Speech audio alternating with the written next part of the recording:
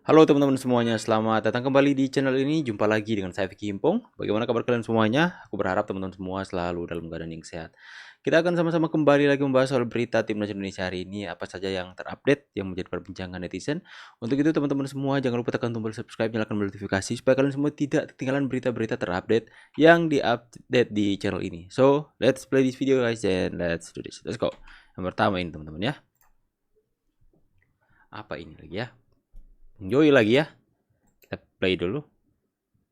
Kalau masuk ke putaran keempat bisa jadi nih benar-benar sejarah tercetak gitu loh ya. Bisa jadi karena kan memang bagaimanapun dari semua 18 tim ini Indonesia kan kedua paling bontot setelah Kuwait gitu loh.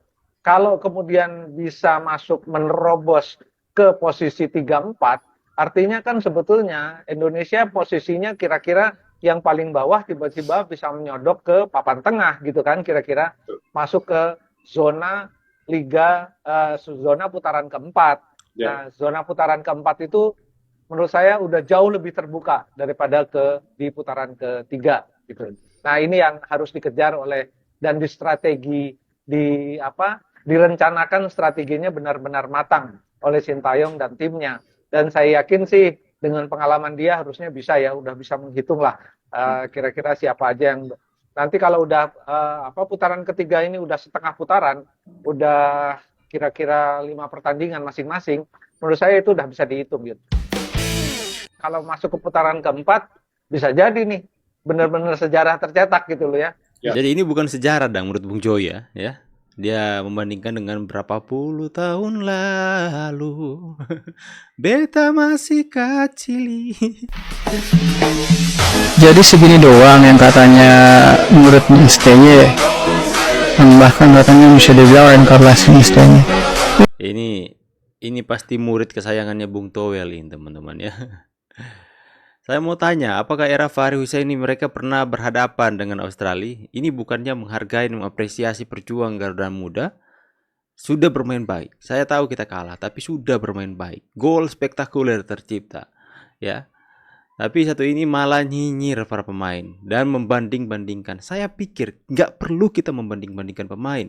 Eranya Fahri Husaini itu pemain-pemainnya juga bagus-bagus teman-teman. Jangan jadikan ini sebagai ajang agar supaya orang-orang murid-murid Bung Towel dan Bung Fahri ini, agar supaya orang-orang seperti ini mau membuat perbedaan perpecahan di tengah opini masyarakat, supaya masyarakat mengatakan bahwa yang dulu zaman asuhannya Fahri itu dia nggak baik dan zaman era sekarang lebih baik. Ini kan mereka yang nggak salah, kayak Bagas waktu zamannya Bagas dan teman-teman Hernando Ari itu kan mereka nggak tahu apa-apa, jadi malah mereka di underestimate oleh orang-orang pendukung mereka. Sebenarnya nggak perlu untuk dibanding-bandingkan. Saya sekalian juga waktu ketika yang kemarin Australia nggak ada, Australia nggak ikut ya. Mereka nggak berhadapan dengan Australia. Tapi ini Indonesia berhadapan dengan Australia, tapi permainannya cantik sekali teman. Makanya saya bukan hasil akhirnya, tapi bagaimana beautiful mereka bermain di lapangan. Ini satu ini. Ini kalau muridnya Towel gini. Tegak kepala, jangan nangis. Lihat ya. Kalian sudah bermain baik, main maksimal. Kalian ingat hari ini kita kalah dari semangat mereka. Ya. Oktober kita ketemu mereka lagi. Kita Oktober lawan Kuwait, Kepulauan Mariana Utara, dan ketemu mereka lagi. Oke? Kita kasih lihat siapa kita, siapa Indonesia. Oke? Hari ini udah lewat. Kita tunggu mereka Oktober. Oke?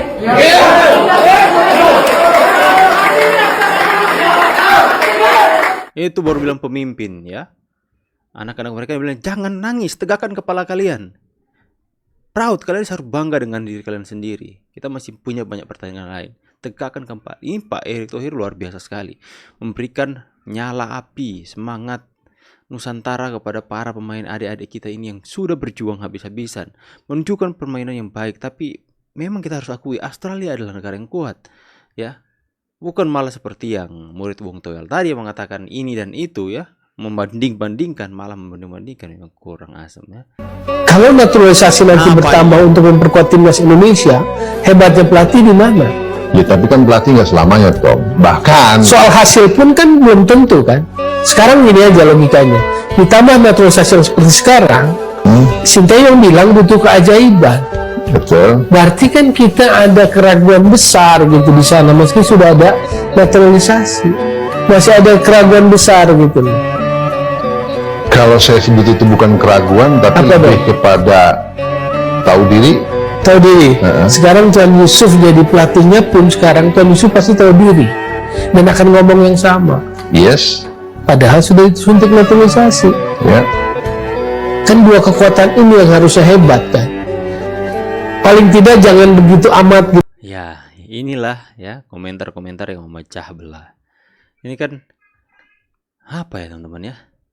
Mau dibilang juga, nah sepak bola juga begitu. Kita memang percaya dengan kekuatan kita, tapi kita lihat dong realitanya yang ada. Memang Bung Toel ini saya curiga dia nggak bisa melihat kenyataan. Dia nggak bisa melihat realita yang terjadi. Apa tim Italia yang kalian kalau mengikuti Liga Eropa teman-teman ya, kalian melihat Italia yang sudah mempunyai kekuatan seperti itu, atau tim-tim Prancis, Jerman itu yang sudah mempunyai kekuatan kuat, itu masih berpikir secara realistis. Mereka mengatakan bahwa ini tim-tim yang mereka hadapi yang ya mungkin jarang kita dengar mereka itu kuat di sepak bola, tapi mereka mampu memulangkan Italia ya, Belanda. Ya ini yang terjadi dalam sepak bola, nggak boleh. Jadi Sintayong berpikir realistis, sekalipun dia tahu kekuatan yang sudah dimiliki hari ini itu masih belum memiliki standar yang kuat. Tegak kepala, jangan nangis.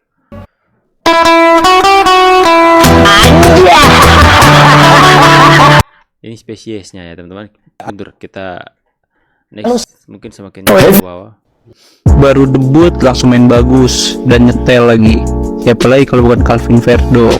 Emang seberapa hebat sih Calvin Verdong?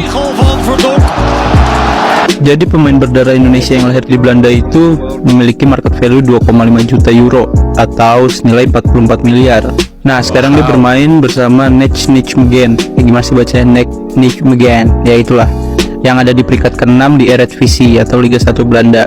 Nah di musim ini dia udah bermain sebanyak 40 pertandingan dan baru absen 1 pertandingan, dan dia juga udah menorehkan 2 gol dan 3 assist. Verdong tuh berposisi sebagai left back, tapi dia juga bisa bermain sebagai CB dan DM.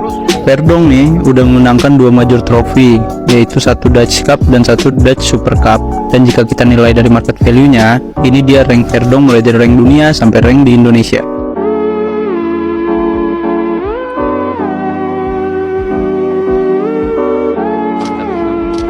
Ketua ya.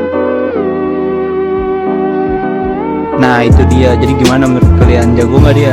Baru Godong.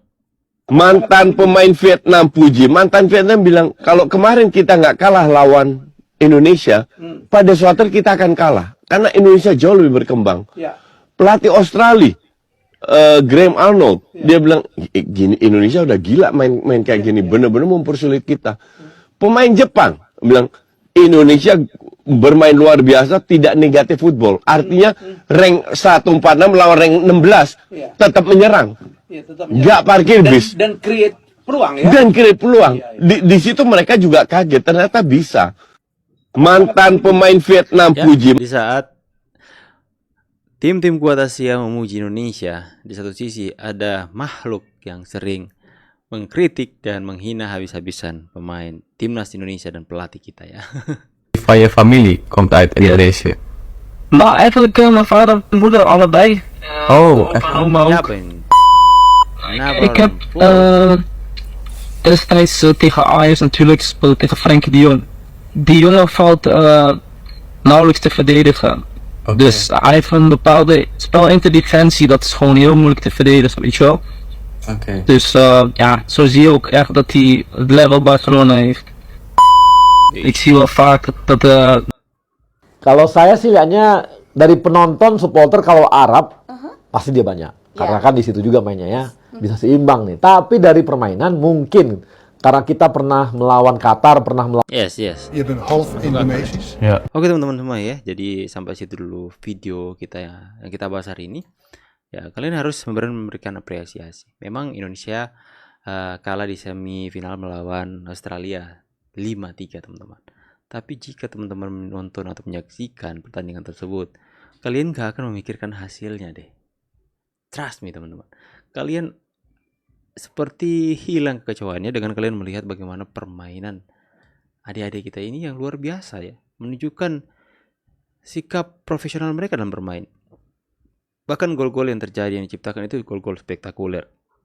Apalagi yang diciptakan dari luar kotak penalti. Lakukan bola volley seperti itu luar biasa sekali. Jarang volley itu terarah dan keras tapi terarah ya. Banyak yang melambung tinggi sampai ke langit ya. Tapi ya kita harus mensyukuri Australia adalah lawan yang keras, tapi setidaknya kita sudah memberikan satu pelajaran dan menunjukkan ya kita telah show kepada mereka bagaimana Indonesia jangan anggap remeh lagi. Kalau enggak kalian akan ketinggalan seperti itu teman-teman ya. Berikan semangat kepada generasi muda kita ya. Timnas Indonesia U16 yang terus berjuang. Semoga dengan hal ini mereka bisa mendapatkan pengalaman lebih banyak. Semakin dilatih, semakin kuat. Semakin ya bisa kelak nanti mimpi atau talenta dan bakat mereka tunjukkan hari ini tidak sekedar padam begitu saja, tapi terus mereka jaga api ini sampai mereka bisa memperkuat timnas senior nanti. Saya Vicky Pompawai dulu, see you on the next video and God bless. Bye guys.